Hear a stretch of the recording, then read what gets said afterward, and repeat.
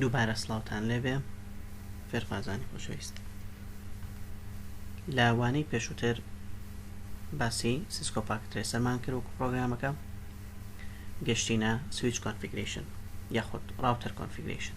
هەرێک لە سویچ و راوتەر کە تۆ ئیش لەسەر کۆنفیگریشنی هەرێک لە سویچ و راوتەرە کاکەیت بە دوو جۆری جیاواز، بە دوو شێوازی جیاواز. جۆرێکیان کە شێوازی کۆماند لاین ئینتەرفەیسە CLI واتە بە شێوازی کۆرین و کۆماند ئیش لەسەر کۆنفیگریشنی ئەو سویچ و راوتەراکەیت.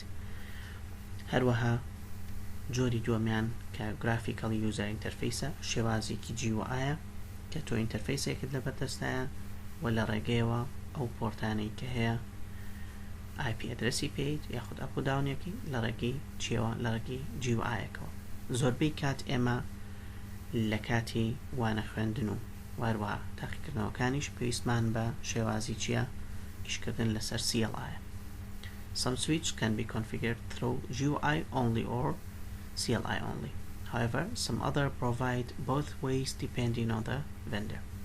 بە شێوازێک کەنێک switch ئەتوانرێ کۆنفیگەر کرێ لەسەر چی تەنها GUI only بێ یاخود تەنها CLI only، تەنها command line interface یاخود تەنها GUI. و هەنێک لە دیڤایسە جیاوازەکان چیەکات ئەتوانی both ways چی بکەی configuration بکەیت ئەکەوێتەوە سەرچی depending on the vendor بە پێی ئەو مۆدەل یاخود ئەو شێوازەی کە کاری لەسەرکیت. لە کاتی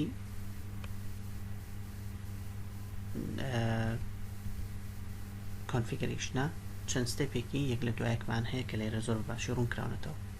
پێویستەکە زۆر بەباشی ئەم ستێپانە لەبەر چاوبگری و ئاگاداری بین. Navigation Command Line Interface Modes کۆمەڵێک Command Line Interfaceمان هەیە و هەریەکێک لە مۆدەکان پێویستەکە step by step ئیشان لەسەرکیت. یەکەم مۆد کە باس کراوە User مۆدە. User Mode allow a person to access only a limited number of basic monitoring commands show telnet ping commands. دیاریکراوە یاخود ڕێگە پێدراوە بۆ مۆنیتەرینگ کردنی کۆماندەکانت. شۆ پیشاندانەوەی یاخود تێڵنەتکردن شێوازی ئیشکردن لەسەر تێڵنەت یان پینگی کۆماند بکەیت.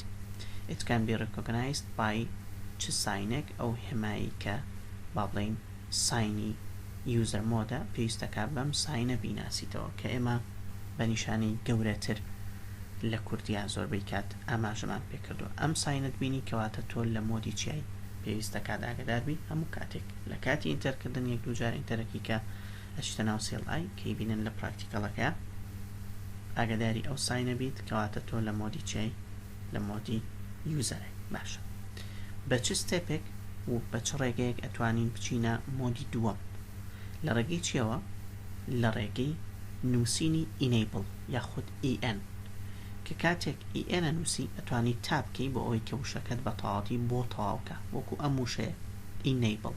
ئەگەر ENیش بە تەنیا بنووسیت هەر ئەچێتە ستێپی دووەم کە چیە جۆری privilege مۆدە کەواتە ستێپی یەکەم user مۆدە لە ڕێگەی enable کردنەوە ئەچێتە privilege مۆد کە چیە privilege مۆد هەر ناوی خۆی بەخۆی کاڵی privilege واتە چی شێوازی allow a person to access all devices commands such as those used for configuration and management.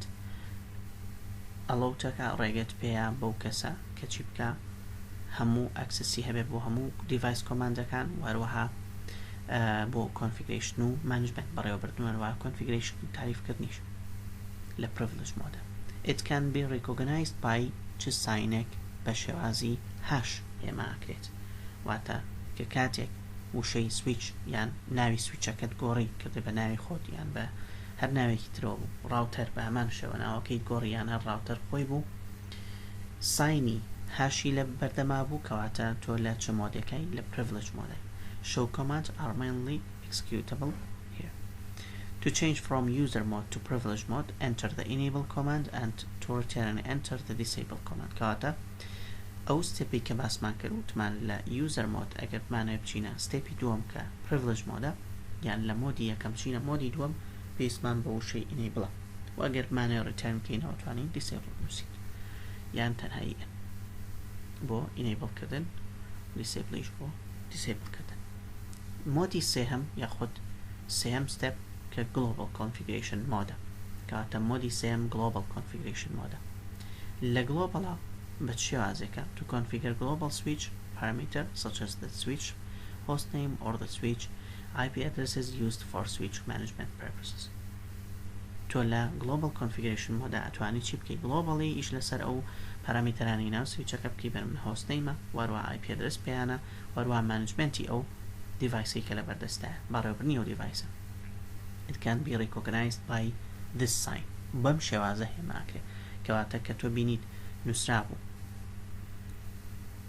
بەنمونە switch لەناو کەوانەیە config و هێمای هاش کرابوو، کەواتە پێویستەکە بزانیت کە تۆ لە global configuration مۆدای. To enter this mode you need to enter the configure terminal command from privilege mode to return and enter the exit command. کەواتە ئێمە باسی ئەمەمان کرد وتمان لە user mode بۆ privilege mode لە ڕێگەی وشەی enableەوە یان en و تابکردن بۆ تاواکردنی وشەکە ئەتوانین بینە مۆدی دووەم. ئەی لە مۆدی دووهەم کە privilege مۆدە چۆن بینە مۆدی سێم لە ڕێگەی نووسینی configure terminal یاخود بەتەنیا نووسینی conf تا ft بەتەنیا و ئینتەرکردن یەتە چیەوە؟ یەتە ناو مۆدی سێمەوە کە global configurationە. ئەی ئەگەر بمانوێ بگەڕێینەوە بۆ مۆدی پێشخۆی ئەتوانین چی بنووسین؟ exit بەم شێوازە بۆ توانی exec بنووسیت و تابکی بۆەوەی کە بۆ تاوکە. There are many other modes, for example interface configuration mode. لێرە شێوازی چیمان هەیە لە دوایی باسیەکەین کە شێوازی interface configuration mode چۆنە و چۆن نتوانین بچینە ناو ئینتەرفیسەوە بەم شێوازە و تێتی هێماکرێ بۆەوەی کە بەرچاوڕوون بیت لە وانەکانی داهاتوە قسەی زیاتری لەسەرەکەین. To enter this mode you need to enter the interface command. To return you need to enter the exit command. کەواتە بۆچی بۆ ئەوەی کە تۆ هەریچێک لە ئینتەرفیسەکانیان مۆدەکان گۆڕانکاری تیا بکەی پێویستەکە بەم جۆرە هەریەک لە ستێپەکان بنووسیت، بەڵام ئەگەر بمانوێ بگەڕێینەوە بۆ ڕیتێرنکەین کەواتە وشەی exit command دەتوانین بەکاربێنین. لێرە ئەگەر سەیری بکەیت ناوی سویچەکە یان ئەو دیڤایسەی کە هەیە گۆڕاوە بە ڕەوەند سویچ 24 بە شێوازێک لەم شێوازەی لەم هێمایەکە ئەیبینین ساینی گەورەترە کەواتە لە user مۆدین. لە ڕێگەی enable کردنەوە هاتینە مۆدی دووەم کەوتمان privilege مۆدە و بەچی هێماکرێ بە هاش هێماکرێ. لە ڕێگەی configure terminalەوە ئەچینە ناو مۆدی سێمەوە کە چییە؟ ڕەوەند switch 24 config هاشە، کەواتە ئەم بەم جۆرە هێماکرێ ئەویان بە شێوازی هاش و ئەویکیان بە شێوازی ساینێک.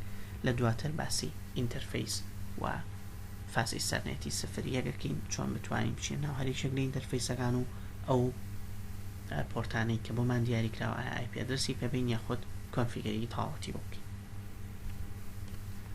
لێرە هەوڵەین باسێکی ئەم سیناریۆیە بکەین کە دوو لانی جیاوازە.